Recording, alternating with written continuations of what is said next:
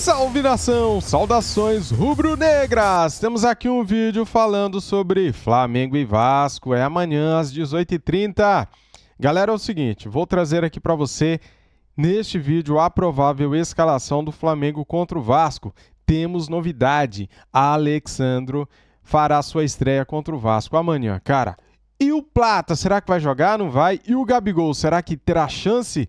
Será que o Tite vai por ele de titular contra o Vasco? Vamos ver este vídeo aqui. Quero pedir para você assistir até o final para ajudar o nosso trabalho. Deixa o like, se inscreva no canal se você é rubro-negro, se você é mengão.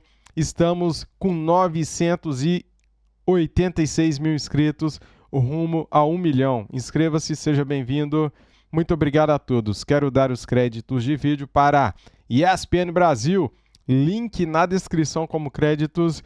Vamos lá pro vídeo, galera, que tá bem informativo. Simbora! Como o André gosta de dizer, deem uma olhada no nosso video wall. São homens importantes e trabalhadores no nosso futebol. Classificados para a semifinal, para as semifinais da Copa do Brasil. É o nosso primeiro assunto no Sport Center. Vamos lá, chegou o momento da gente analisar, projetar, entender um pouco os classificados das semifinais, começando separadamente. Vamos começar com Corinthians e Flamengo. Aqui a pergunta é: quem é o favorito? É muito difícil em qualquer confronto não dar um olhar especial ao Flamengo, mas o Corinthians ganhou recentemente e vem em curva de ascensão. Há favorito? É o Flamengo. Continua sendo o Flamengo. A questão é que agora eu acho que a diferença é menor do que era há algumas semanas. O Corinthians vive um momento dentro do campo. As duas últimas atuações, embora tenham sido separadas por um tempo mais longo por causa da data FIFA, mas são a vitória sobre o Flamengo na Neoquímica Arena e essa que passou agora há pouco aqui atrás, também na Neoquímica Arena, mas pela Copa do Brasil sobre o Juventude, fazendo a vantagem de 2 gols que o Corinthians precisava.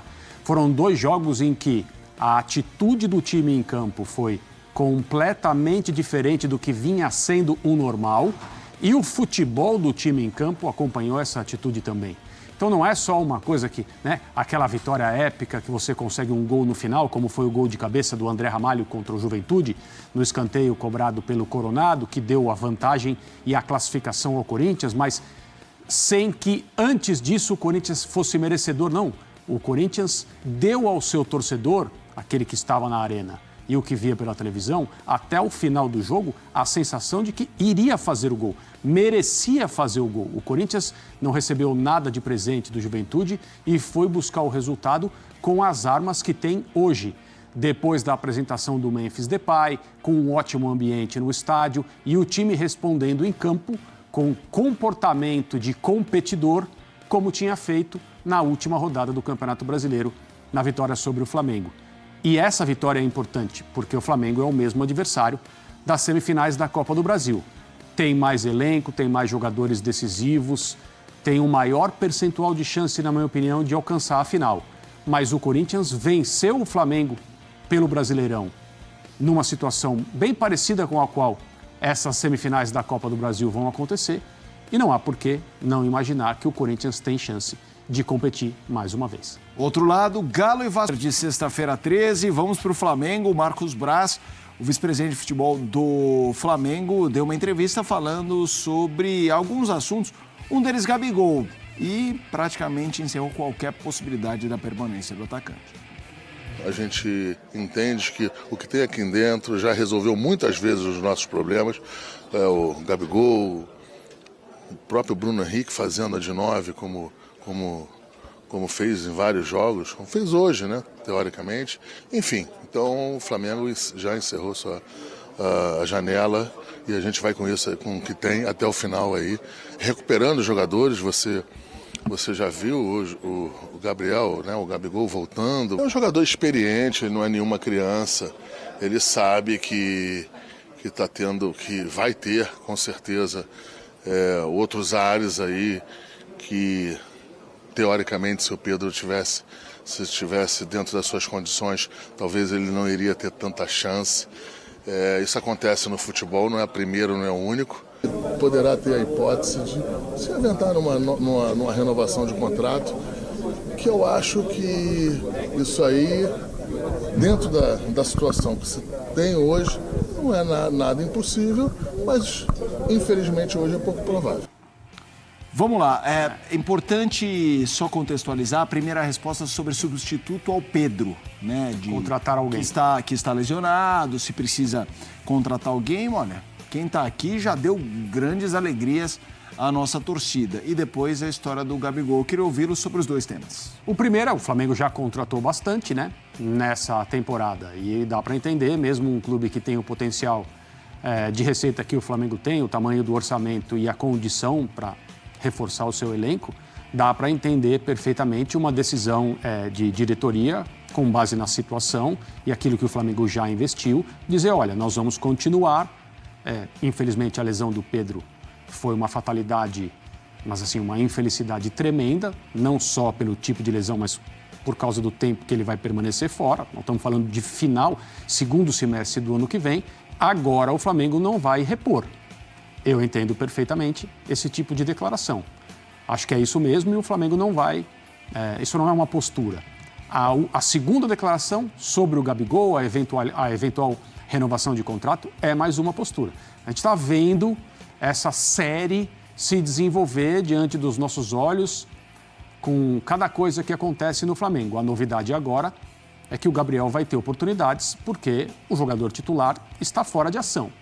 O Pedro só volta, como eu disse, no ano que vem. O fim da temporada, com possibilidade de títulos para o Flamengo, vai ser feito com o Gabriel em campo, com a posição de centroavante, que é onde ele quer jogar, onde ele diz que rende e de onde vai ser cobrada a atitude, o desempenho, a capacidade decisiva do Gabriel Barbosa. Se ele vai continuar ou não, eu acho que só mesmo quando uma decisão for tomada, o que é dito a respeito disso, tanto pelo Gabriel quanto pelo Flamengo, seja pelo Landim, seja pelo Marcos Braz, seja por quem quer que seja, são posturas dos dois lados. A renovação não é impossível, mas hoje não é provável. Sim, dá para dizer que não há novidade quanto a isso. Eu não faria dessa declaração uma leitura definitiva a respeito de Gabriel e Flamengo. Pedro, assunto Pedro, ele passou por cirurgia depois da sua lesão e através das redes sociais falou assim pela primeira vez sobre a cirurgia, ele que deve ficar afastado pelo menos 8 meses dos gramados. Fala galera, acabei de fazer a cirurgia e graças a Deus ocorreu tudo bem. Agora é recuperar bem para voltar ainda mais forte. Tenho certeza que Deus vai cuidar de cada detalhe nessa recuperação. Então que a gente possa ter essa esperança no nosso coração de que momentos difíceis vão vir, mas a gente vai passar por isso. A distância entre Flamengo e Vasco diminuiu, não tanto na parte técnica, mas nos números e na competitividade. Ambos agora são semifinalistas da Copa do Brasil e reside aí a esperança de um clássico mais equilibrado neste domingo no Maracanã. Vivo em 3 frentes, mas que cada vez mais prioriza a parte física. Domingo tem um clássico e é um clássico importante, a gente sabe. O maior clássico do futebol brasileiro. A gente espera fazer uma grande atuação e conseguir esses 3 pontos, que vai ser muito importante para nossas ambições no brasileiro também, né? É um clássico gigante, a gente sabe que vai ser um jogo dificílimo para a gente precisa pontuar no Campeonato Brasileiro, a gente precisa manter o foco da onde a gente quer estar e chegar também. A gente sabe que a gente vai ter um grande jogo, um grande clássico. O que a gente promete é que a gente vai trabalhar muito, vai se doar muito, a gente vai buscar o nosso melhor para a gente buscar um grande jogo e, se possível, um bom resultado. Essas voltas que um turno do Brasileiro trazem são interessantes, né? Uma surra no primeiro turno, um Vasco completamente à deriva e agora numa semifinal de Copa do Brasil, que inclusive se passar pode enfrentar na final o Flamengo, que precisa passar pelo Corinthians, naturalmente. Então estão ali, estão se cercando, mas um jogo importante nesse fim de semana. Como é que você vê esse duelo, pegando o ponto de vista do Vasco? O que significa para o Vasco enfrentar o Flamengo nessa rodada? Para nenhum dos dois é um jogo normal, né? Para o Vasco é mais anormal ainda por causa da situação desse ano. Aquele 6-1 é um resultado que vai ficar para sempre. Quem estava no Maracanã torcendo para o Vasco naquele dia não vai esquecer, infelizmente, do que sentiu, do que viu ali. Algo totalmente inesperado. A maior goleada do Flamengo sobre o Vasco, nos enfrentamentos históricos de duas camisas tão tradicionais, tão importantes e tão rivais. As coisas ganham importância, ganham projeção. A repercussão é muito maior. Prova disso é que, algum tempo depois, não foi naquele dia que a comissão técnica do Vasco anterior, foi demitida, mas foi por causa daquele dia.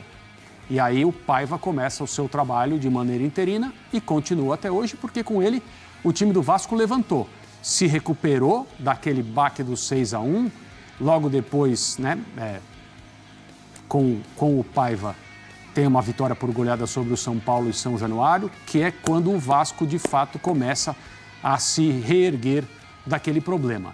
E a temporada, como disse o Pedro nesse material, ela vem se desenvolvendo de uma maneira bem interessante para o Vasco, semifinalista, assim como o Flamengo, da Copa do Brasil. Os dois podem se encontrar na final, evidentemente, se o Vasco passar pelo Atlético e o Flamengo pelo Corinthians. Muita coisa ainda precisa acontecer para esse encontro se dar numa partida decisiva em 2 jogos de Copa do Brasil. Este clássico do fim de semana é muito importante para o Vasco, por causa do que aconteceu no primeiro turno também, e muito importante para o Flamengo, que passou pelo Bahia na Copa do Brasil com 2 vitórias, sem tanto brilho, mas o time está um pouco menos desgastado, jogadores menos cansados. De Arrascaeta voltou com um gol. O momento para o Flamengo também é um momento de mais animação, mesmo que as lesões continuem, mesmo com o problema do Pedro, recentemente operado. Mas é um jogo diferente para todo mundo por causa do que entra em campo. As histórias, as camisas e a rivalidade. Flamengo que passa na Copa do Brasil, jogou um dia depois do Vasco, o Flamengo. Então tem um dia a menos de descanso e tem a Libertadores. Você acha que o Flamengo está mais... A palavra não é focado, mas enfim, está com uma conexão mais natural às Copas e um brasileiro mais em banho-maria, até projetando esse jogo que parece que para o Vasco vale muito e para o Flamengo, claro, é clássico, vale, mas está dividido entre as Copas. A comparação dos resultados ela é meio cruel, entre as competições, porque o Flamengo passa na Libertadores, passa na Copa do Brasil com 2 vitórias, perde para o Corinthians na última rodada do Campeonato Brasileiro. As imagens são bem diferentes. O nível de jogo eu acho que é parecido. O Flamengo está atravessando um momento muito sensível, muito difícil por causa da quantidade de lesões e o futebol que está num patamar abaixo do que deveria, abaixo do que poderia. Eu sou compreensivo com as lesões do Flamengo e como elas atrapalham o trabalho. Mas eu acho que mesmo considerando os jogadores que o Flamengo não tem e não terá, é muita gente, o time poderia ter um rendimento coletivo superior ao que vem mostrando. Mas isso pode acontecer a qualquer instante. Pode acontecer contra o Vasco, por exemplo, quando a questão de mobilização, motivação, não precisa nem ser colocada pela comissão técnica. Os jogadores normalmente já levam isso para dentro do campo. Já temos aqui a provável escalação do Flamengo contra o Vasco e com novidade, galera, é o seguinte: Alexandro é a novidade contra o Vasco e Arrascaeta não preocupa. Ô, notícia boa, né, cara? O Flamengo e Vasco de domingo tem pelo menos uma estreia confirmada no time rubro-negro. Alexandro será titular na lateral esquerda, já que Ayrton Lucas, suspenso pelo 3º amarelo, está indisponível.